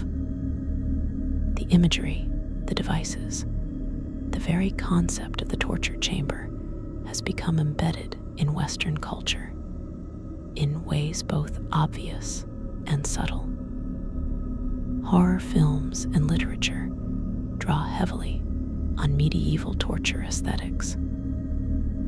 Video games and tabletop role-playing games include torture chambers as settings for dark encounters. Even the language we use, being put on the rack, the third degree, drawing and quartering, all have roots in medieval torture practices. This cultural persistence suggests that something about medieval torture continues to fascinate and horrify us in equal measure. Part of this fascination stems from the apparent contradiction between medieval religious devotion and medieval cruelty. How could people who built magnificent cathedrals, who created beautiful illuminated manuscripts, who developed sophisticated theology and philosophy, also create systematic torture chambers? The answer is that these weren't contradictions at all, not in the medieval worldview. Beauty, truth, and faith coexisted with violence and cruelty because medieval people saw them all as part of God's order. The same God who inspired cathedral builders also demanded punishment for sinners and heretics. There was no cognitive dissonance because the framework that justified torture was the same framework that inspired art and architecture. This integration of violence into a coherent worldview is perhaps more disturbing than random cruelty would be. Random violence can be dismissed as aberration, the acts of individuals who have lost their moral compass. But systematic violence, violence embedded in legal codes and religious doctrine, supported by institutions and accepted by communities, that reveals something deeper about human nature and social organization. Medieval torture chambers weren't the result of a few bad people doing terrible things. They were the result of entire societies concluding that torture was necessary, proper, and even righteous. That collective moral failure is what makes the study of medieval torture so unsettling and so important. The transition away from medieval torture practices was gradual and uneven, but it's worth examining how it happened. The Enlightenment brought new ideas about human rights, the reliability of evidence, and the proper role of government. Philosophers like Voltaire and Beccaria wrote influential critiques of torture, arguing that it was both immoral and ineffective. They pointed out what should have been obvious: that torture produces unreliable confessions, that innocent people will say anything to stop pain, that a justice system based on torture is fundamentally unjust.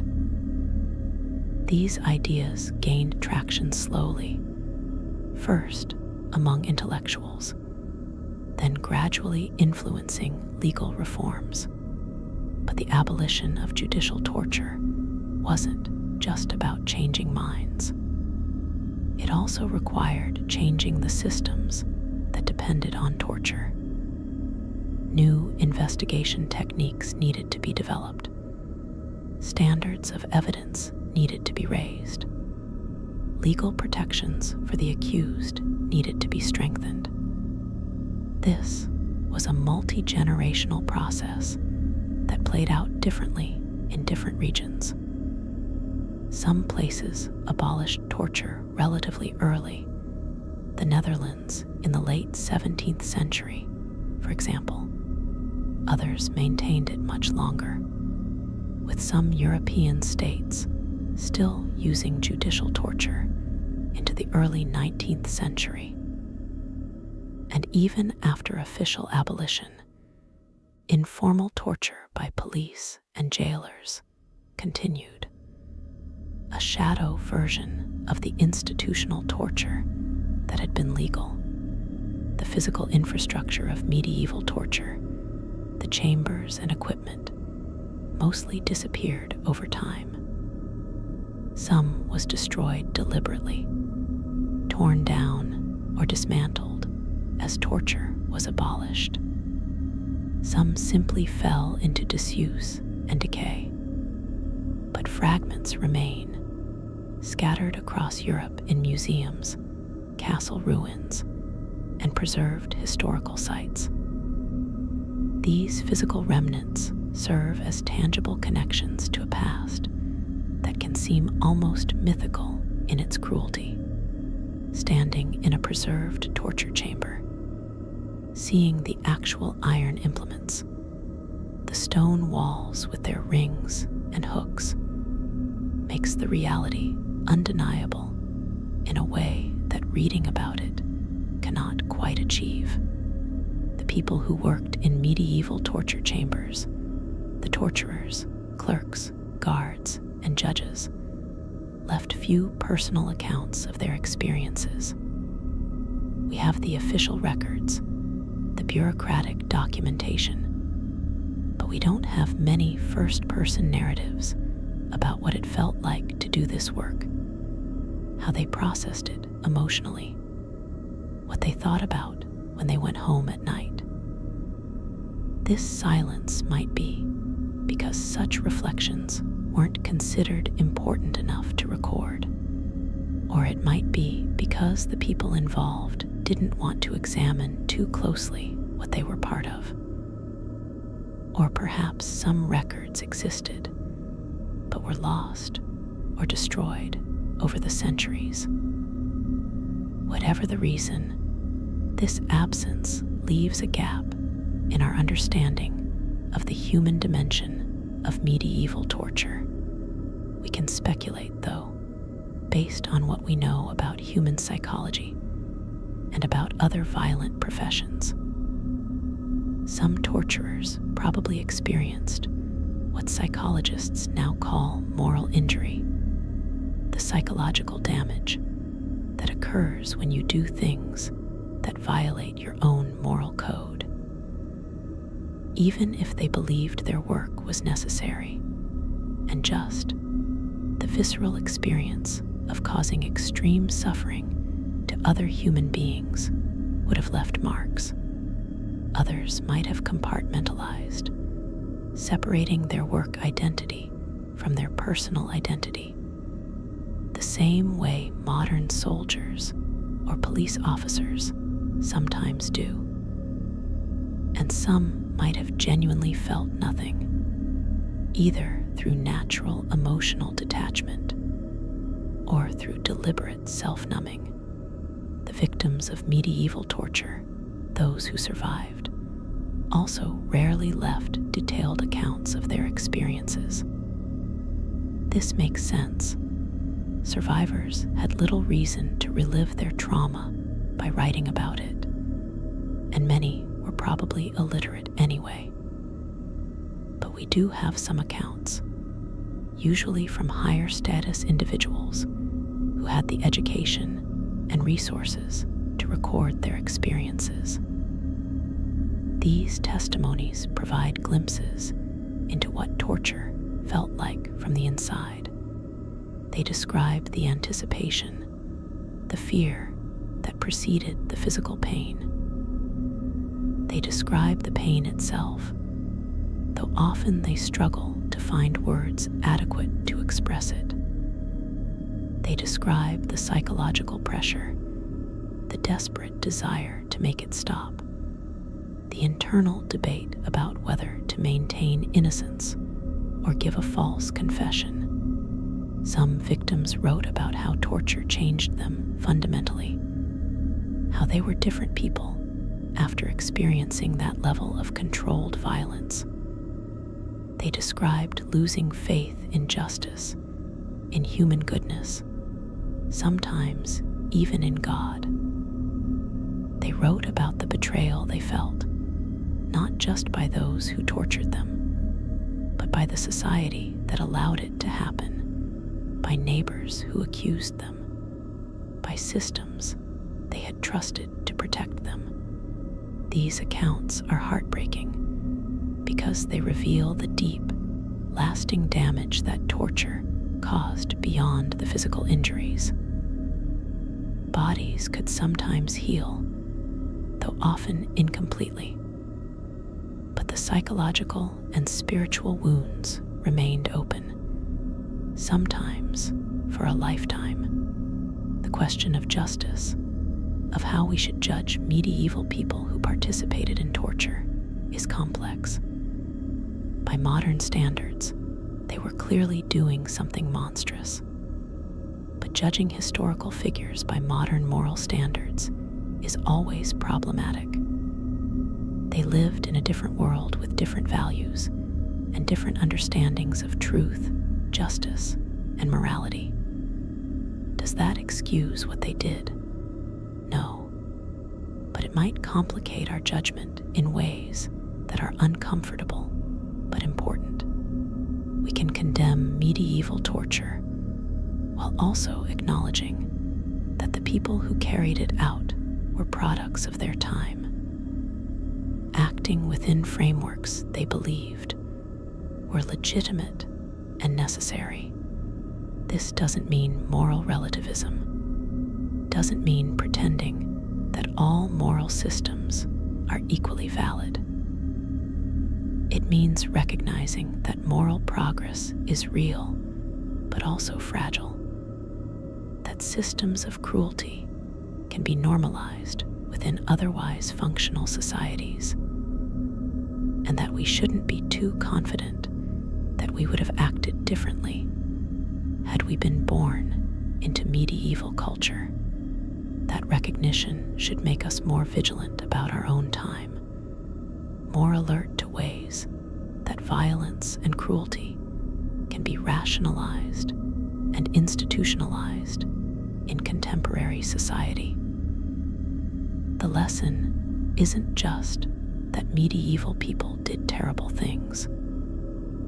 It's that ordinary people in any era can participate in terrible things when the right conditions exist. The role of witnesses in torture chambers, people who were present but not actively participating, is worth considering.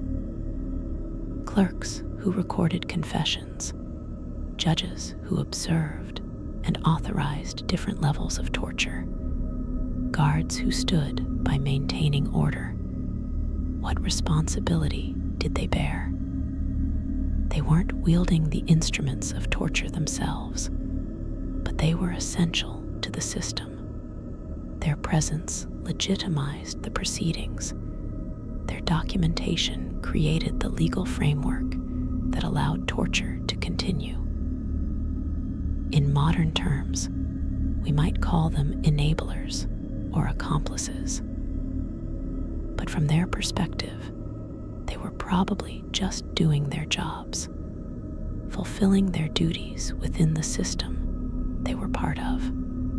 This dispersal of responsibility is how systems of institutionalized violence often function. No single person has to take full moral responsibility because everyone is just playing their assigned role.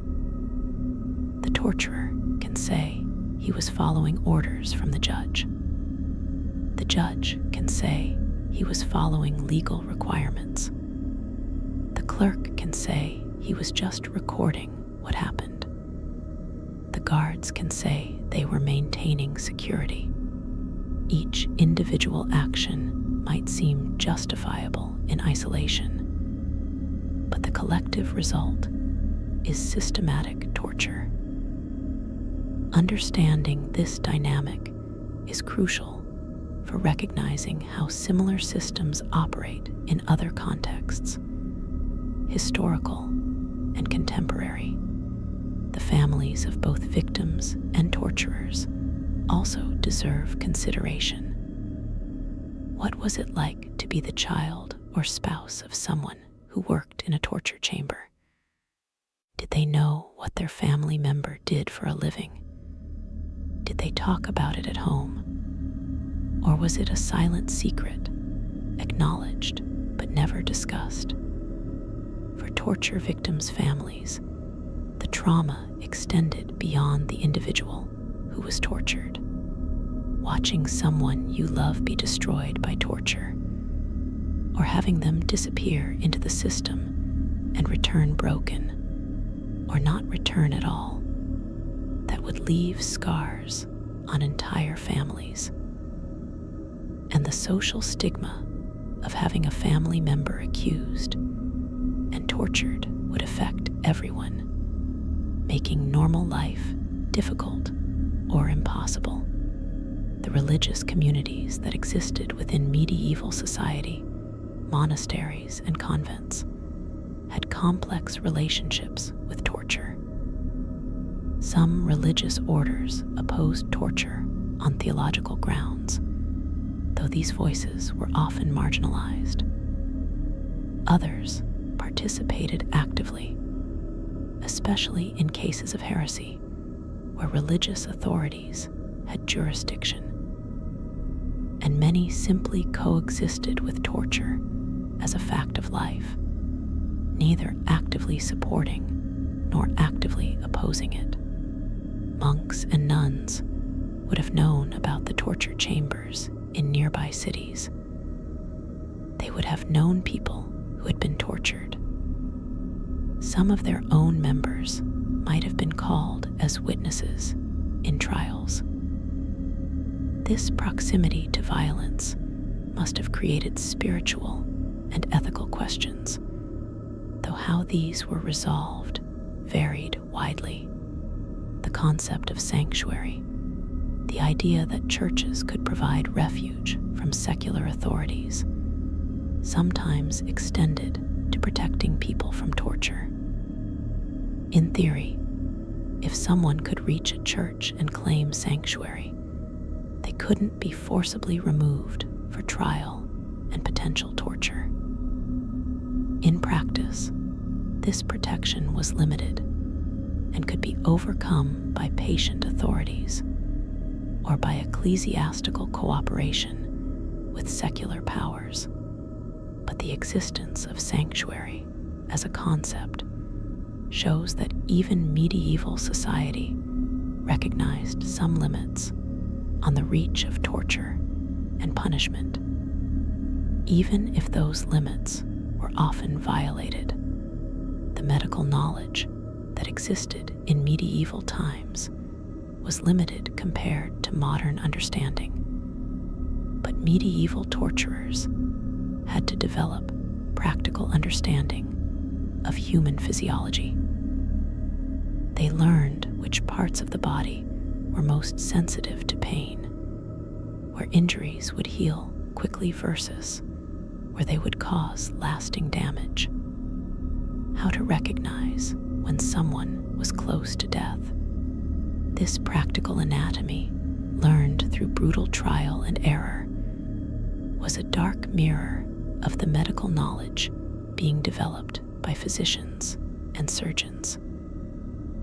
Both were studying the human body, but for very different purposes. One to heal, the other to harm without killing.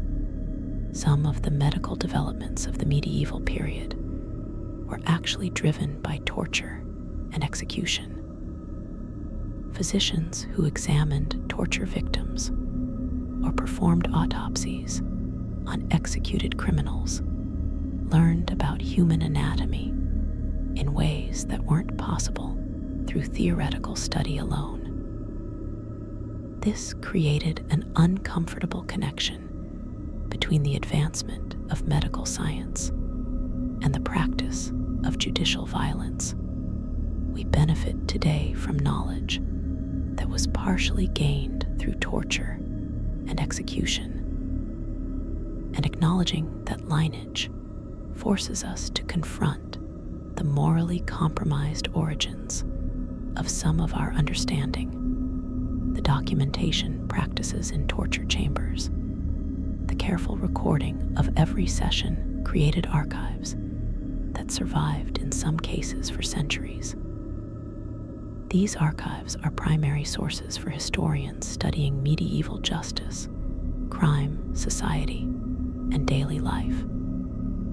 They provide information that isn't available anywhere else. Details about accusations, confessions, social networks, beliefs, and behaviors. But using these sources is ethically complicated. They were created through violence. The information they contain was extracted through torture. How do we responsibly use knowledge that was gained through such means? Historians grapple with this question without easy answers. These archives also reveal patterns that individual cases might not show. When you can examine hundreds or thousands of torture cases, you start to see who was targeted most often. Certain social groups, the poor, women, religious minorities, foreigners, appear repeatedly. Certain accusations, witchcraft, heresy, theft, show up far more frequently than others. These patterns reveal the social anxieties and power dynamics of medieval society. Torture chambers weren't random in who they processed. They reflected and reinforced existing prejudices and hierarchies, punishing those who were already vulnerable and marginalized more severely and more frequently than those with power and privilege. The psychology of confession, why people confess to things they didn't do, is something medieval torturers understood intuitively, even if they couldn't articulate it in modern psychological terms. Human beings have a breaking point where the desire to stop immediate suffering overrides long-term considerations. Medieval torture was designed to push people past that breaking point. Once someone confessed, even if they knew the confession was false, they often found it psychologically difficult to recant. They had been broken, had betrayed themselves, and that self-betrayal became part of their identity in a way that was hard to walk back, even when torture stopped. Modern research on false confessions has confirmed what should have been obvious. Torture produces unreliable confessions.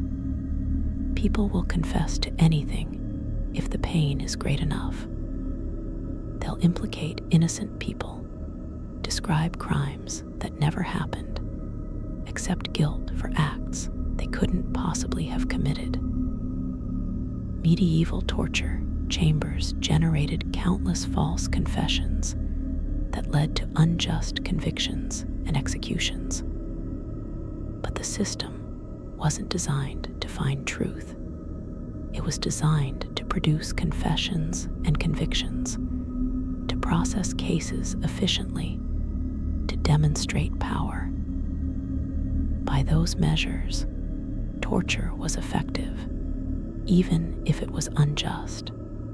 Concept of punishment in medieval society was fundamentally different from modern ideas. We tend to think of punishment as either deterrent, meant to prevent future crime, or rehabilitative, meant to reform the criminal. Medieval punishment was often neither. It was retributive, meant to balance the scales, to make the criminal suffer in proportion to their crime. And it was demonstrative, meant to display power and reinforce social order. Torture fit perfectly into this framework. It caused suffering proportional to the crime, and when followed by public execution, It demonstrated that justice had been done. Whether it prevented future crime or reformed anyone was almost beside the point. This retributive approach to justice helps explain why torture was acceptable in medieval society in a way it isn't, at least officially, in modern democratic societies.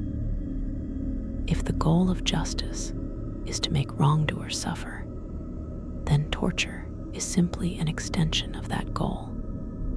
It's preemptive punishment, suffering inflicted during the investigative phase rather than waiting for conviction. From that perspective, it makes a kind of internal logical sense, even if we reject the underlying premise. Understanding this logic doesn't mean agreeing with it, but it helps explain how entire societies could participate in or tolerate systematic torture without seeing themselves as barbaric. The physical sensations of torture, the actual experience of being on the rack or the strapado or being burned, are difficult for those who haven't experienced extreme pain to imagine. Pain of that magnitude overwhelms normal consciousness. It becomes all-encompassing, filling your entire awareness, making it impossible to think about anything else. People who have experienced severe pain describe time distorting, seconds stretching into eternities, the world narrowing to nothing but the pain and the desperate desire for it to stop. Medieval torture victims would have experienced this, their entire existence reduced to pain and fear, and the question of whether to confess. All other concerns, family, faith, truth, innocence, rendered temporarily irrelevant by the overwhelming physical reality of suffering. After torture ended, whether through confession, through official decision to stop, or through the victim's death, the aftermath began. The torture chamber needed to be cleaned and prepared for the next session. The victim, if they survived, needed to be moved back to their cell or to a medical facility. The confession, if one was obtained, needed to be formally recorded and signed. The various officials present needed to write their reports. It was administrative work, the bureaucratic cleanup that followed violence, carried out by people who had just witnessed or participated in extreme cruelty. The mundane necessity of paperwork and cleaning after torture, the return to normal procedures, highlights again how normalized this violence was. For victims who were released after torture, the return to society was often impossible. The physical injuries might make it hard to work. The psychological trauma made normal social interaction difficult. And the stigma of having been tortured, the assumption that they must have done something to deserve it, followed them. Medieval society didn't have support systems for trauma survivors. There was no therapy, no disability assistance, no victim compensation. People who had been tortured were essentially on their own, left to cope as best they could with lives that had been shattered by their experience in the torture chamber. The children of torture victims inherited trauma in ways that medieval people wouldn't have had vocabulary to describe, but that we can recognize as intergenerational trauma. Growing up with a parent who had been tortured, who bore physical scars and psychological wounds, who might be emotionally unavailable or prone to nightmares nightmares and flashbacks that would affect a child's development and worldview. And if the parent had been executed after torture, the child would grow up with the knowledge of how their parent died, with the stigma of being a criminal or heretic's child.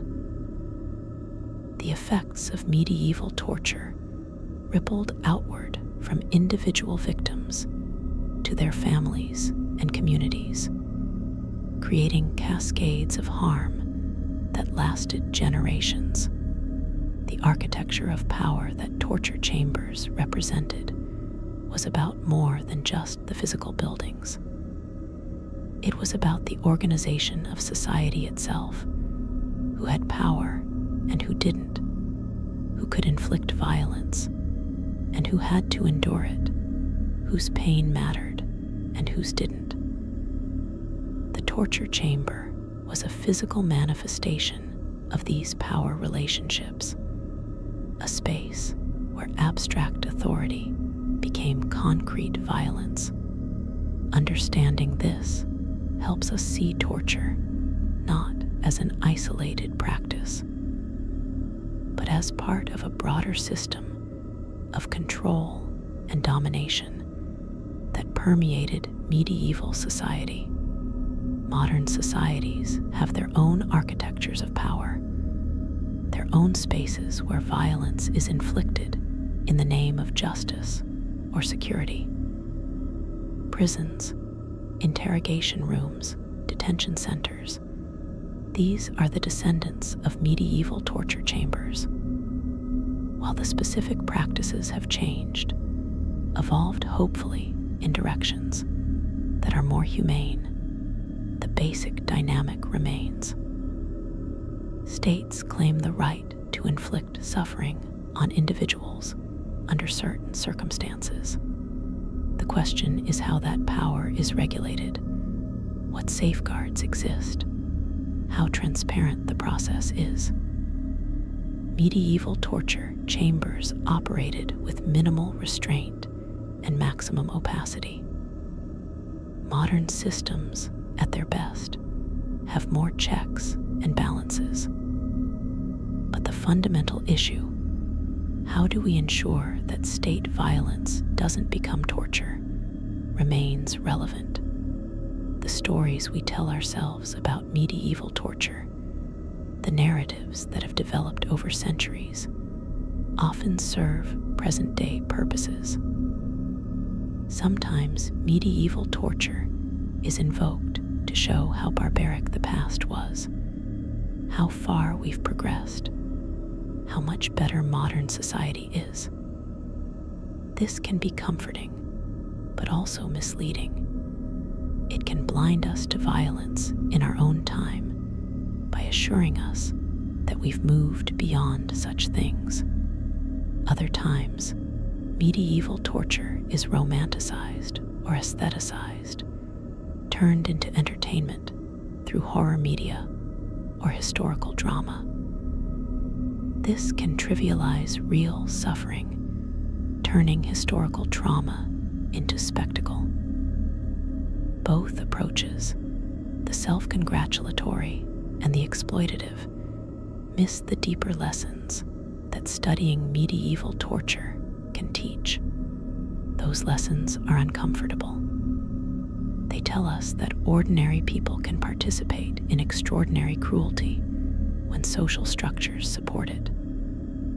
They tell us that sophisticated civilizations can coexist with systematic brutality. They tell us that legal and religious frameworks can be used to justify almost anything. They tell us that moral progress is not inevitable or irreversible. These are not comforting messages, but they're important ones. They should make us humble about our own moral sophistication and vigilant about systems of power in our own time. As we come to the end of this exploration, it's worth reflecting on why we've spent so much time examining something so dark. there's a risk in dwelling on historical horror, the risk of desensitization, of becoming numb to suffering, or of mistaking knowledge about cruelty for wisdom. But there's also value in looking directly at difficult truths, in not turning away from the darker aspects of human history. Medieval torture chambers represent human capacity for cruelty, but also human capacity for survival, for resistance, for moral evolution. Both lessons matter. The physical spaces are mostly gone now, stones repurposed, chambers filled in or converted to other uses, equipment destroyed or turned into museum pieces. The people who worked in those spaces, who suffered in them, who made decisions about who would enter them, they're all centuries dead. But the legacy remains. It remains in legal principles developed in reaction against torture. It remains in human rights frameworks that explicitly prohibit such practices. It remains in cultural memory, in the stories we tell, in the shivers we feel when we imagine those underground chambers with their instruments of pain. And it remains as warning and reminder. Warning that civilization is fragile, that the distance between civil society and systematic cruelty can be crossed more easily than we like to think. Reminder that power unchecked will abuse, that suffering ignored will multiply, that justice systems can become instruments of injustice if we're not vigilant.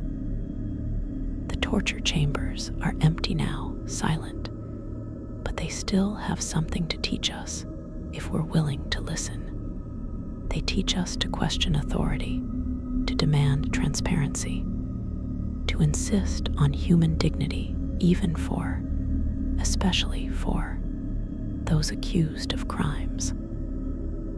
They teach us that legality doesn't equal morality, that having rules and procedures doesn't make violence just.